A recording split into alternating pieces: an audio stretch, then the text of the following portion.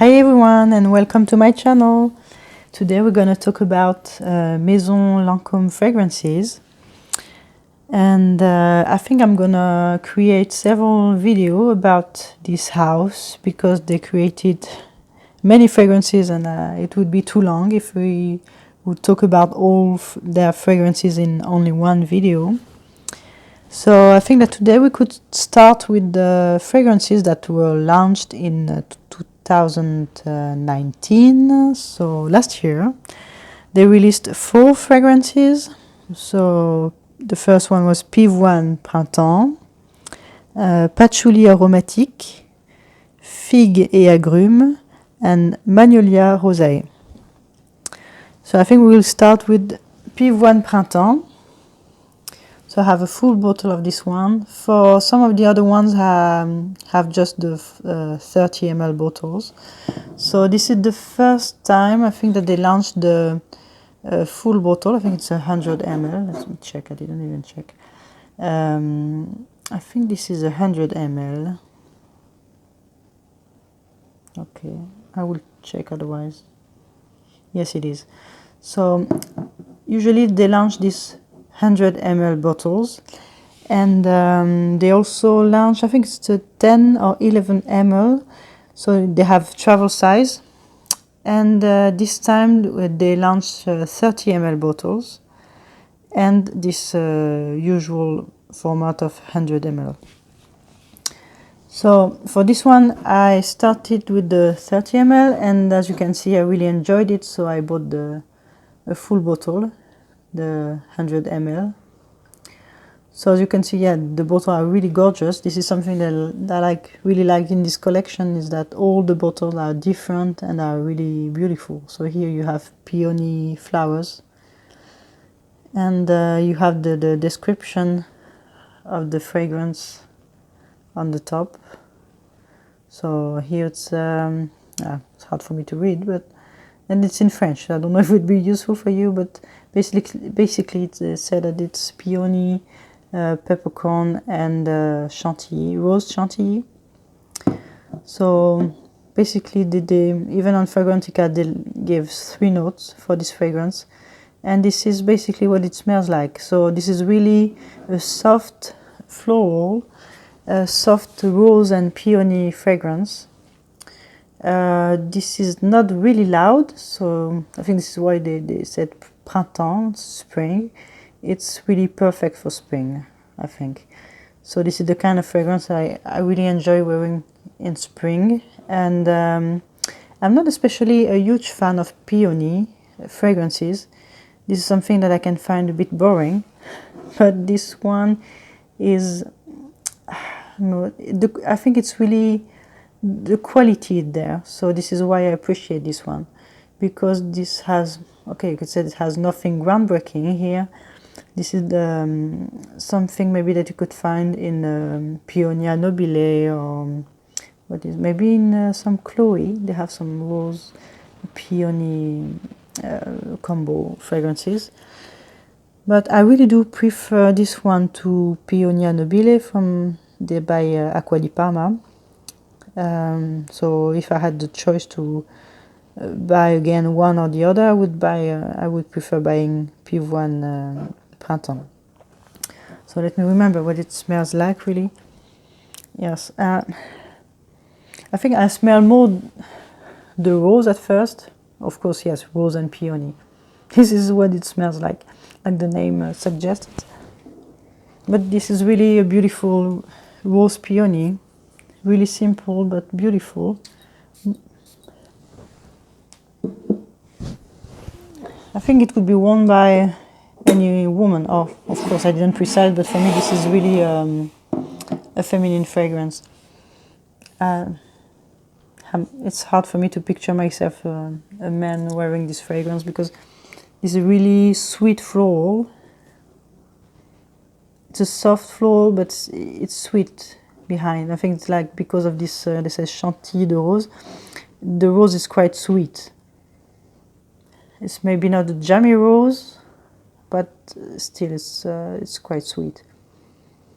So it's a sweet, beautiful, but the rose is really qualitative. It's a really beautiful sweet rose with peony, but it still has something like maybe pink pepper or citrus, but it has something a bit spicy, a bit maybe citrusy behind that elevates it a little bit. Oh, sorry, if I'm moving the camera at the same time, it's not that easy.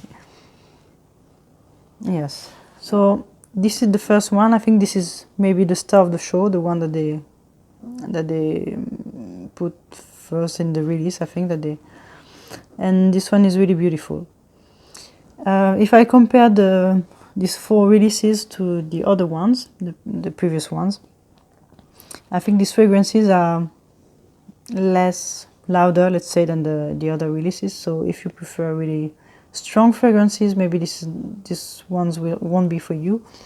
But still, they are they are really beautiful. So I think they're worth it. So talking about that, worth it, the price. These fragrances were released, I think, for lower price than the other ones, because the first that were released were for in France at last for 180 euro, I think, or just a bit less, maybe 179. Still, this is quite a high. But I think these ones were a bit less expensive, maybe 150. I will check and tell you maybe in the description box. But still, this one I didn't pay it full price. I bought it second hand as usual, but then it was a good price for it. I think I got it for 70 euro, and it definitely worth it. Yes, one last thing about Pivoine Printemps. Maison Lancôme likes to change their nose for each fragrance, and the one who did this one is Nicolas Beaulieu. I think he's famous for, what is this one? Aromatiques in White, I think, by Clinique. And yes, they like to change the nose, which is also something nice, because you can discover something different. And I don't know, I really like their way of doing it. Okay, so the next one is Patchouli aromatique. So I also have a full bottle of this one. Oh, it's a bit, I used it recently, so I can see it's a bit dirty. And yeah, it's also really beautiful and different. Here you have the leaves for the patchouli. And this one for me is really unisex. It's a beautiful patchouli with vetiver and sage, as it is written here in French. And I'm gonna spray this one. So yes, I wore this one yesterday, and it's really nice. I really enjoy it, even if these ranges are not some the kind of perfume that really, especially this last release, are not the kind of that evolved in time, and what you have when you spray it is what you will get at the end, almost. But still, they are really beautiful and they are really qualitative. So this is why I really like this range. And for the price, yes, I was also able to buy it for a good price. So I think this one may be a bit more expensive because it's getting quite hard to get this one. I think they are sold out in France, and maybe I had it for 80 or 90 euro, but still I think it's worth it. Yes, and this is really sweet. Really sweet. No, it's not that sweet, but compared to other patchouli that can be quite earthy, this one is more sweet patchouli. Still not the kind of fruitchuli, but the kind of patchouli that I like. If it's too earthy, I really don't like the patchouli. But here I think it's really beautiful. With the vetiver, I love vetiver, I love sage, and I think the combo of these three is really nice here. This is really one that I enjoy. I think these two are really my favorites. And I think, yes, it's going to be really nice for spring, but no, summer I don't really see myself, but autumn and spring, definitely, this is really nice. I don't think that it is strong enough. It has to be worn during the winter, unless you have a really warm winter.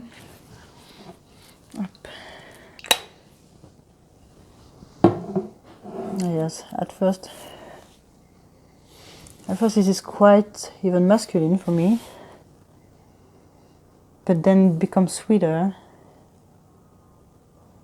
I really do smell the vetiver, but the vetiver is really something I will notice that you can find a lot in men fragrances, in men perfumes, but women do really enjoy this note and tend to wear this fragrance that contain the vetiver. So I think for me this one is really unisex. Maybe they intended to create this one for men, but for me it's really unisex.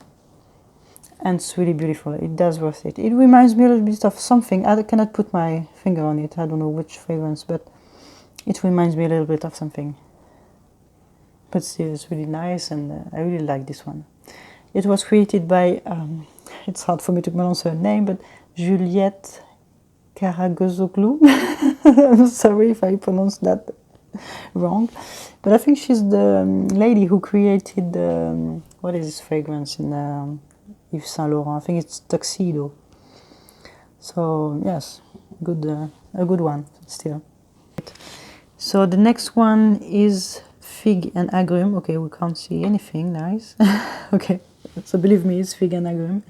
And I have the 30 ml for this one. So as you can see, they like also to make a nice presentation also for the 30 ml, but still it's a bit cheaper, so you don't have the nice golden plaque here, but still it's a nice bottle. It seems to be a bit cheaper because of the plastic cap, I think, compared to the other ones. But still it's quite convenient, and it was for a good price. Still, I will check the price and I will let them in the description box, because I don't remember the price that I paid for this one, and it was I had 20% or 25% off. I bought it on the website, on Lancome website. And this one for me was the good surprise of the whole range, because this one's okay. I don't know, I could imagine what it was smelling like, but this one I could not, because okay, fig and citrus. I'm not a great fan of fig, and I love citrus, so I was thinking, okay, is it more citrus than fig or more fig than citrus? And I decided to order this 30 ml bottle to check that. And it smells more fig than citrus, but still, this is a really beautiful fig.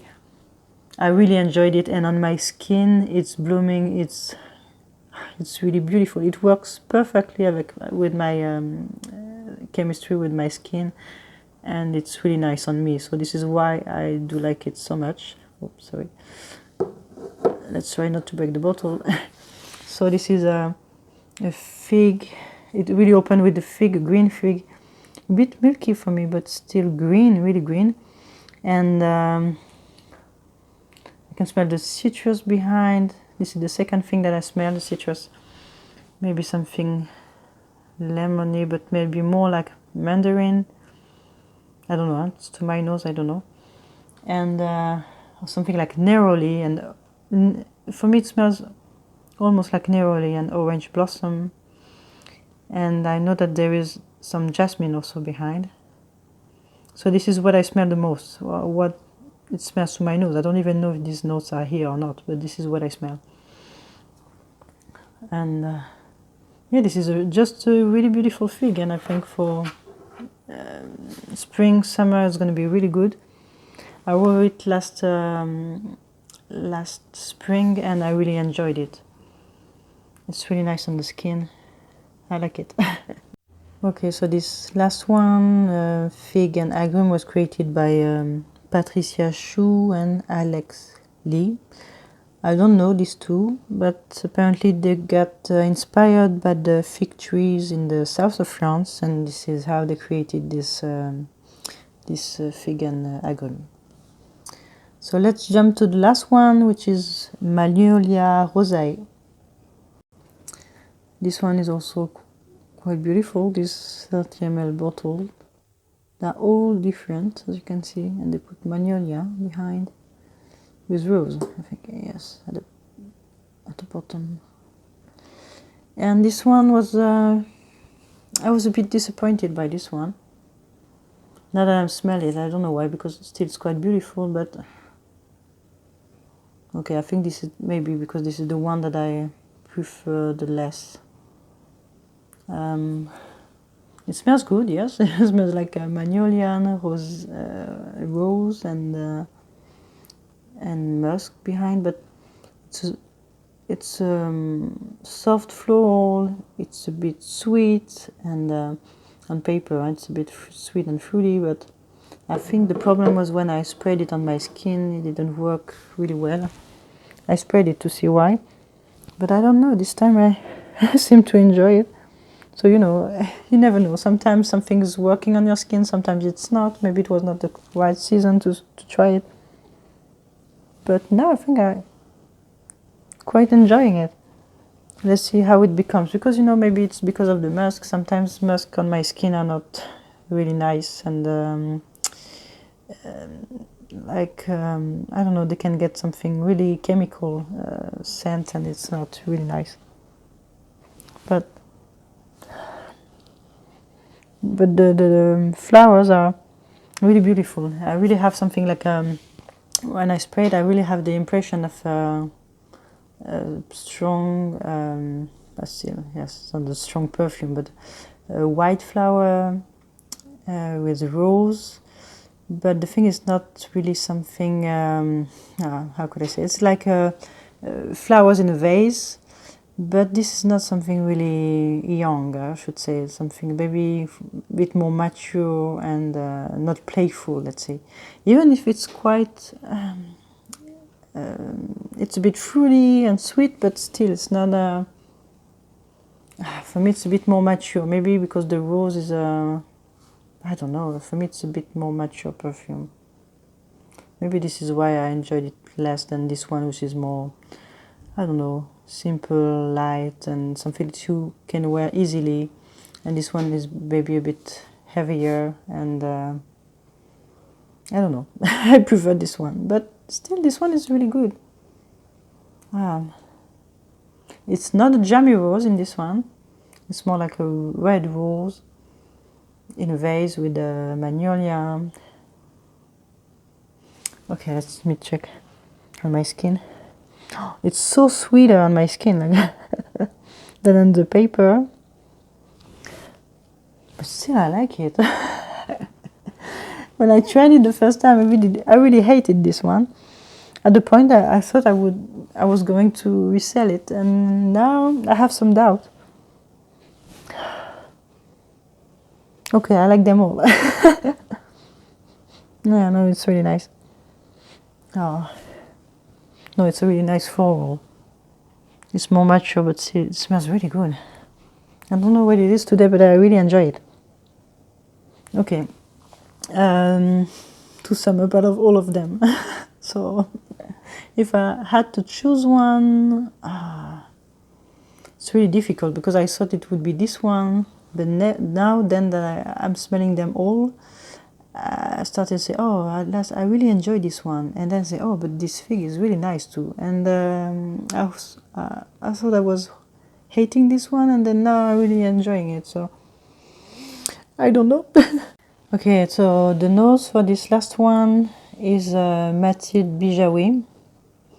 I think she's quite famous for the perfumes that she created for Jo Malone. Like, I think she's the woman who created the Jasmine Sambac and Marigold, Myrrh and Tonka. I think the new, this Poppy and Barley. She created some quite famous perfumes.